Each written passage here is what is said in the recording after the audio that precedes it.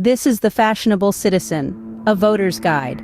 Have you ever wondered how a piece of legislation from over 70 years ago could still be influencing the course of immigration policy in the United States today? The Immigration and Nationality Act of 1952, often known as the INA, is just such a piece of legislation. Starting with the strengths, the INA of 1952 was a comprehensive law that consolidated many existing immigration laws into one coherent framework. It provided clarity and consistency, replacing a patchwork of previous laws with a single, clear set of rules. This made it easier for both immigrants and immigration officials to understand and navigate the system.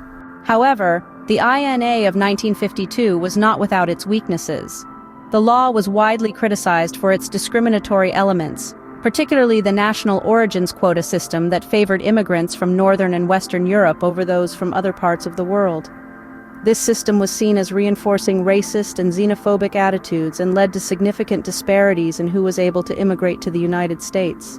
Turning to opportunities, the INA of 1952 laid the groundwork for future reforms. The law's shortcomings sparked a wave of activism and advocacy that led to significant changes in subsequent decades. The national origins quota system was abolished in 1965, and the law has been amended many times since to address changing needs and attitudes. Lastly, the threats. The INA of 1952 has been a source of controversy and conflict. The law's discriminatory elements have been a flashpoint for protests and lawsuits, while its complexity has made it difficult to administer and enforce.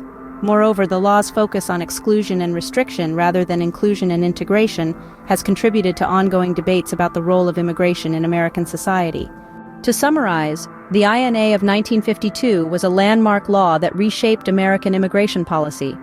Its strengths lie in its comprehensiveness and clarity, but its weaknesses include its discriminatory elements and complexity.